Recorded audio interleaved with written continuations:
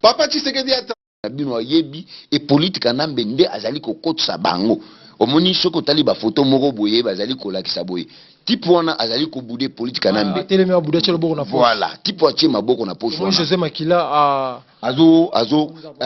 amoni nzambe na ye amoni nzambe na ye metala nyama wana ya mutuchi kala mutuchi o ya Rwanda ya politique nambe ta kota na mboka na biso akota na babuti ya mbula ba bijene wana pe na babuti ya mbula ya kolakisa ke muto tozali kolesa na ye tozali na ye tozolesa ngombe mais lelo akomi président de la pays o bouder parce que yebi e politique nambe mais tokomi e pa ya soi-disant ba licencié oh non je suis docteur oh je suis le professeur ba français makasi ba komi e pa ya mutu oyo ayebaki mais ko signer te komo na yeko koma boye azaki incapable ya kokomango soki ba moni nzambe mobimba liboso na bango yango nazali kobelela ba congolais nazali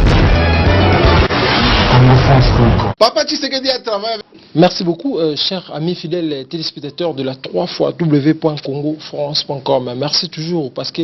vous avez ébélé, vous avez émission, Nabiso, Congo Shotsam, les Carabons, la Congo France, vous avez ébélé, vous abonnez à Congo France pour vous avoir information, il y a net, c'est clair, chers amis, fidèles téléspectateurs, vous avez la bienvenue à cette émission. Shotsam avec Yannick Wenge, messieurs les journalistes, OAP, ça va bien toujours information. Tous aura pour couper sa bien toujours information. Nous avons ces jours toujours. Il y a Papa Peter Mukendi, moi il y a pas journal, a aussi vraiment musika ya awa pour couper sa information toujours ya mboka na tout sur la makambu ya mboka ndenge ezala kaka ati mboka na ayi awa on biso betu ya kapimbangu tozo to beta masolo ya mboka to solo ngombe bele kane na bisaka bino. Papa Peter, bonjour. Bonjour ndonanga Yannick, bonjour bana nzambe o nyonso bazali kolanda biso sikoyo tellement tozali kaka na yo oyebi ke toyaka maintenant pour que tout meka kosolola ndenge zalaka non toye tellement na yebi ke yo zali na mituna kutuna na tonga lelo après bien on a banzi ke utaka epananga voyage les gitoko non voyage ça va voyage to komisi nzambe parce que azali ka kobatela biso lelo moto senye kaka abatela milimo na biso parce que na biso moko boyi to kokati moko les ali tellement trop na makambo ebele. Mais ce qui s'en y est, je pense pas que tout ko sala. Mais nazali ko zong sara matondi pa na ye parce que azali ko sala ka ndenge to sola na ye kinzambe batelanga parce que tozali na vision ya komeka ko sola bande ko mobiliser les Congolais. Oyo bazali na kati ya kidiba batu bazali kati ya pongi. Oyo bazali ko yeba valeur na bangote sans ko yeba valeur ya mabelete. Yango biso to ye lisusu na tongo ya lelo pour que to meka to sola na bango. Oyo bazali ba tu ba obenga pati penza bazo benga libanda mboka papa ezande nini tozo mona lokola Kongo zo kende tozo mona te loko moko tezo salema yango to yaki ke to meka to sola na bango. Merci beaucoup Senko te betana leso nango ezola ksanini pe ezoli ngolo bani te Senko ezalaki na Zambie. Senko oyebi bango nde tokendaki na bango na dialogue après signature suka esukelaki na maboko na bango baye comprendre que e politique nambe aziyebi makambo ya kotosa mibeko te e politique nambe na batu na ye bazali lokola batu oyo balingi kolaisa ke bango bazali na mayele ebele koleka basali ya nzambe wana ya catholique. C'est pour cela ba comprendre que nani bokonzi ya Sadek oyo so baluka Zambie président oyo abengami na kombo ya Lungu ndepe azali na makambo ya Sadek bakendaki nano kokutana na basali ya nzambe ya catholique pe parce que biso pe to salisaka ba Zambien à l'époque. Donc bakendaki kosolola na bandeko oyo ya ba Zambien na kati ya Zambie pe bakendaki kokutana na président ya Zambie Lungu pona koyebisa situation ya mboka oyo pe Lungu ayebi ke na Congo démocratie na droit de l'homme ezalité bazali kokanga batu bazali koboma batu yango bandeko na biso bakendaki kosola na bango po bayeba ndenge nini soki lobi makambo malamu elingi kota basalisa biso parce que na minute oyo tozali lokola bana bitike oyo bazangi babuti mais tokomi kuluka batu oyo bakoki koyokana na biso tosangana toyeba ndenge nini tokoki kobengana régime ya mutuchi ya Rwanda o taximen chauffeur ya defao oyo ayebaka même ata kolata sengle na nzoto na yete ayebaka même ata valeur ya parfum te na vie na ye ba congolais ba commissaire chef de l'état hein ba congolais ba commissaire donc oyo mutazai ko batela ngombe akomi mokonzi ya ba licencié hein eloko moko boya soni yango omoni Senko azongaki na Zambie bazo développer na ba Zambien bazo solo na batindaki lettre déjà na États-Unis d'Amérique pour na koyebisa situation ezali koleka na mboka na biso ezali situation malamu te yango omoni ke bazali kotambola bongo toyebi ke biano ekobima na courage ya bakongolais na nzambe oyo apesa biso Congo po toyeba ndenge nini tokoma batu oyo na démocratie na droit de l'homme oyo bakongolais bazali koluka butu na moi batu ebele ba mama ebele na monde entier baza toujours kolela toujours pour la Wamba Congo, est-ce que Kabila kokende, est-ce que régime ezokende, régime wana ekokende, batu bele ba mama bazolela, baza komi tuna pe bazo benga. Oyano nini ko kopesa bon. Nazali ko yebisa bango boye Mobutu nani ayebaka te ke Mobutu akokende. Mobutu akenda. Azaki Marshal d'Isaïr ba yembela ye ba komisa ye likolo. Mais ko koma kata moko boye Mobutu akima mboka wana sans cinglé. Sans sapato na bubulo la musulman donc oyo azali Rwandais mutuchu Mobutu azali mwana mboka malgré na suka ayaka kobebisa Mobutu batu bazali ko vivre mais na suka Mobutu nde ayaka kobebisa masolo mais oyo mutuchu depuis to banana et jusqu'à aujourd'hui 17 ans na ye ezali passe na bana mboka yango nazali kopesa biano pa ba mama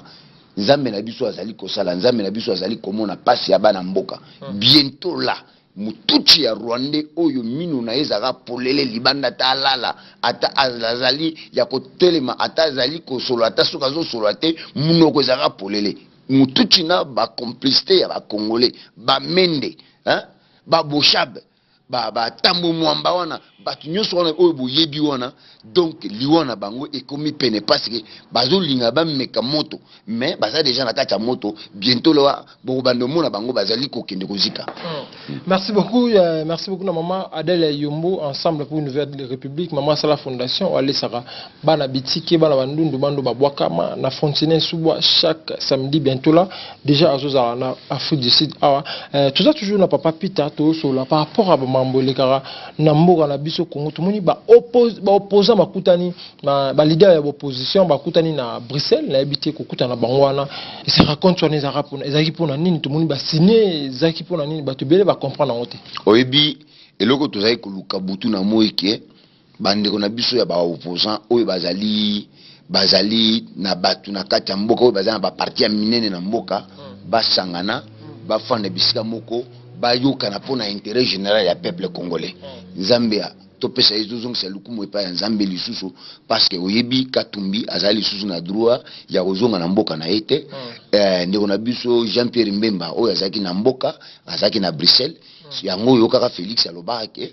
bakozala na réunion munene mais kosalema te na kati ya Kisasa tellement bandeko mosusu bazali condamné libanda bakoki kokota na mboka na bango te yango na bakendaki bayokana ndenge nini tokokende na transition sans et politique mais parce que transition nde match etikali sikoyo parce que bientôt là c'est le 23 décembre na le 23 décembre c'est impossible élection et salema parce que ba machine na bango wana nano komi na mboka te après le peuple congolais bazali contre na machine wana parce que bayebi na kata machine wana basi basali biloko na bango ya nyamu donc biso tokoki kondima te toyebi déjà que machine oyo ezali na eloko moko boya mabe tozo kendeza lokola tondimi ke toki ko fandisa shadari lobi akoma mokonzi na biso ba continuer kali susu ko boma le peuple congolais yango na omoni ba opposant nyoso o ba poids lourd ba kutanaki na Bruxelles ba sololi après ko solola son excellence Moïse Katumbi a pasoli lisusu parce que nde mutu oyo a fongoli makambo ebele soki omoni Katumbi depuis akalaki libanda ya mboka a sali diplomatie ya makasi atamboli partout na bandako nyoso oyo esengeli ke a convaincre bango ta basilisi na ba Félix Tshisekedi ba Muzitu Jean-Pierre Mbemba mbala moko ake États-Unis pour na kopesa rapport ya makambo parce que tokoki kosala makambo biso moko te en tant que tozana ba partenaire na biso ba partenaire wana za ba américain tozana ba belge tozana ba français ba France wana tozali na ba Angleterre tozana ba mboka nyonso wana tokoki kopesa rapport akoloba ke mutuchi ya Rwanda bomemela ka biso oyo yeoyo azali koboya kotika po bokonzi to sala nini ndenge nini toko kolongola ye nde tsko tokomi kokeneke soki kosenga ke soulèvement populaire wana to bingani mutuchi to kangi ba mende to tie bango ba pine to tumbi bango après bo ba kotika la batikali ba koti na justice ba koti ba ke ko sala bilanga Mais président c'est à Camere ezaki wana bino ba opposant belé peu ba combattre belé ba bi Camere aza pion aza pona kokota na opposition ko détruire ko peut sa rapport et pas Kabila mais tout le monde est présent c'est à Camere wana stratégie on est salama on est salama ki wana a ki rememela Kabila te. Bon ngai personnellement na tikala ko ndima Camere te na ko ndima ka pe Camere te bo bazo bangonde ba bengisi Camere bangondi ba bengisi Camere mais soko lolandi même ata na salle bisika bazaki wana na yo journaliste moko abeleli est-ce que Camere si a signé donc bato bazana na kondima na kati ya Camere te donc bangondi ba bengisi Camere le tozo ko kanisa kaka ke Camere asala na lolenge ke nenge peuple congolais ezali kolinga ke to komisa makambo na suka mais ce que Camere akosala lokola azali joueur moko boy bazo tinda pona ka dribbler makambo tozo kendango Kabila ko kende kaka mais un jour Camere to kotumba ina ndako soki ekozala ke azali kosala politique yake bafandisa batuti na Rwanda na Congo bakozwa makambo na bango mais tout le monde balansaki mandat d'Aria Moïse Katumbi Chapo mais toujours mona ye azana ye azo balukana à part na Congo zo koza tezo balukana mandat d'Aria ngozaki nini zaki lelo mo ya théâtre to loni salamaki potile bakanga na yebisaki yo ke ntamu mbaza liboma tamu mbaza na dossier ploché na yo ya bomaka ba congolais na 1998 wana dossier wana babengisaki omoni siko tamu mwamba ndi rebelle munene ndoki munene oya boma ba congolais ba continuer ko boma ba congolais siko muni jeko ko mulumba lelo azali ko souffrir na kati ya prison jeko ko mulumba papa na etala aja papa jeko ko mulumba tala aja mama jeko ko mulumba ba bimi bazo okundima te papa azolela pona régime ya batuti oyo ezali ko nyokola bana mboka donc tamu mwamba bakokanga ye atandele akokota prison akokota CPI pona likambo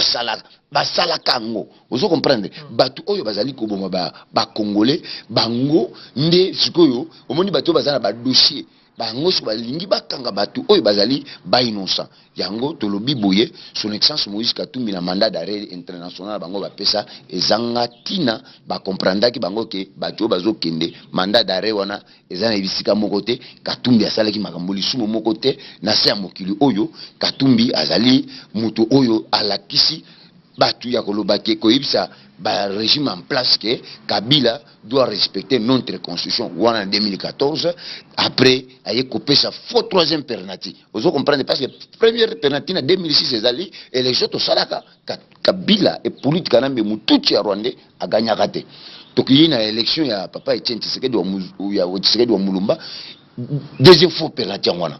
a résoudre pété. Donc alingaki liso a dribbler biso lisusu pour to kena troisième faux penalty Katumbi a telemaka et politique na mena na Lubumbashi à partir de cela ndeba problème ebanda donc Katumbi a comprendre ki bango Katumbi pe yebi bango moko na moko yango bazali ko banga Katumbi so bazali ko banga Katumbi te balinga batika Katumbi azonga na nini na mboka taba boyi Katumbi azonga parce que Katumbi a yebi moko na moko ndeba fandi wana dango to kolekisa bango na justice na sukango to kosambisa bango oyo bakota prison bakoti oto mema bilanga to koti bango na bilanga oyo to kotumba to tumbi bango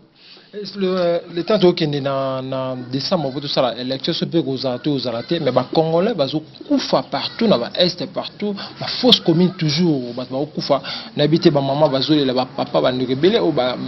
monsieur baza monde entier ba ndeko bazo kufa na habité le bana ko roza ndeni etake congolais pe oza mona mboka ndio na ngai zaka ba est ndé naza yu nazo yebiso boye Yannick na Lubumbashi deuxième ville ya Congo bazali insécurité ezali na katanga okondima te ke bakomi ko violer batu bana na moyi bakomi ko enlever bana na moyi bakoma ko boma batu na moyi donc ozo comprendre te ndenge makambo ezali ko kende yango tolobi ke ko ezali kaka est ya Congo te ezali affecté mais Congo mobimba 4 coins ya Congo et politique nambe akotisi biso ba Rwandais oyebi eloko moko na lingaki na bosana obi et politique nambe akotisa ba ngombe dossier ba ngombe wana ba congolais même député mon côté na kati ya parlement atikala kolobela teke bangombe wana bakoma wapi mais ne tozali koloba boye bangombe wana bazana kinga kati bangombe wana bakota na ba militaire rwandais nde tozosola na boye ba militaire rwandais bazali na kati ya kinga kati o ezali information nazali kopesa bana Kisasa ke bangombe bakota ki wana bato banosi bano diriger bango wana bazala soda bato bazali ko diriger bango bazali ba soda bazali kotamba pe na minduki na complicité ya tango fort amisi. Vous comprenez? Misi ayebi likambo wana gouvernement en place premier ministre na bino ayebi et politique nambe nde azali kokotsa bango. Omoni soko tali ba photo moko boye bazali kolakisa boye. Type wana azali ko bouder politique nambe. Telemi abuda chelo boko na poche. Voilà, type atie maboko na poche. Moi José Makila azo amoni nzambe na ye amoni nzambe na ye metala nyama wana ya mutuchi kala mutuchi yo ya Rwanda ya politique nambe ta kota na mboka na biso akota na babuti ya mbula ba bijenu wana pe na babuti ya mbula ya kolakisa ke muto tozai kolesa na ye tozaki na ye tozolesa ngombe mais lelo akomi président de la pays au boudé parce que ayebi e politique nambe mais tokomi pas ya soi-disant ba licencié oh non je suis docteur oh je suis le professeur ba français makasi ba komi pas ya mutu oyo ayebaki men ko signer te kombo na yeko koma boye azaki incapable ya kokomango soki ba moni nzambe mobimba liboso na bango yango nazali ko belela ba congolais nazali ko belela le peuple kinois na kati ya Kisasa boza na kati ya distraction te ba soldat ya ba rwandais tuti bazali na kati ya kinga kati bazali kokotsa ba ngombe bino bokanisike bazali bato ba bokola ngombe kasi e polite azali kokotsa ba ndeko na ye na kati ya kinga kati na minute oyo ba ngombe wana ezala député ata moko natikala koyoka te natikala koyoka na yeba muzito akendaka kuna na bandundwa pona kotala makambo ya bangombe wana na landi batuni mutuna moko ke bangombe wana afa bakenda wapi na muzito na bandeko oyo bazali na kati ya nini ya parlement kozali mutu moko te oyo ayebi bisika bangombe bazali yango nazali koya na ye ko pesa bino information koloba ke bangombe wana bakotsa bangombe kaka te bazali kokotisa nde basoda rwandais na kati ya mboka na biso bazali kokotsa ba rwandais na mboka na biso mais na complicité soi-disant ba congolais oyo bazali na kati ya nini ya système oyo bazali kolia mbongo ya mboka na sima ya politique nambe bazali koboma ba congolais bango batikali kimia information munene oyo tomembelaki le peuple congolais babosa na teke na kati ya mboka na biso soki omoni kaka mutu minu na ezali polele azali aza incapable ya kokanga munoko na ye yebake bilongi wana ezali bilongi na biso eza bilongi ya batuchi oyo baye po baboma ba congolais parce que na mikoloko ya mamususu soki élection kozala te ekozala siko lumbe na batu oyo ya Kabila siko Kabila comprendre déjà que il faut kosa bandeko na ye tai ko bima moto babanda koboma le peuple kinois oyo bazali na kati ya Kisasa. Merci beaucoup. Message ezani na ba soda nyonso ba politiciens nyonso ba congolais o bazala mboka na biso o bazo travailler toujours na Kabila tuna Shadari message kozani na ba soda to ba politiciens nyonso message ya munene pa bandeko na biso ya mapinga nazali ko belela bino ke bozali bana mboka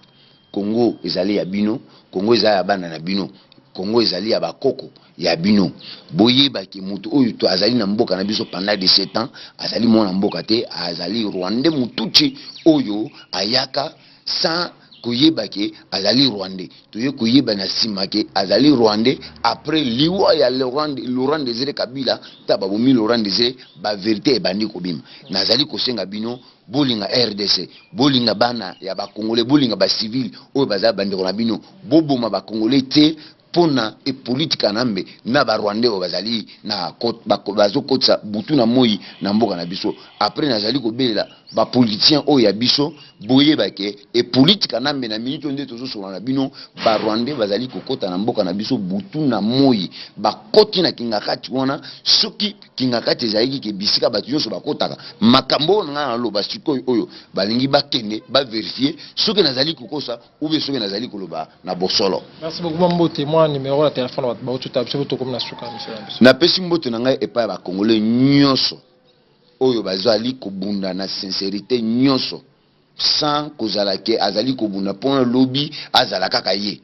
ba ndeko nanga lokola ba bokechwa yambo bandeko nanga ba eso na pesi bango mbote na musala oyo basala ka chaque jour na mblanda kango na mona kango na pesi mbote nanga epa ya basala nzambe parce que na yebi ata moko na minute oyo boye azali ko belela makila Jésus Christ pona mboka na biso na sengi pe bana nzambe nyonso oyo bazali ko sambela na sincérité botika te bo continuer 2018 ezali année ya libération na pesi mbote na ngai et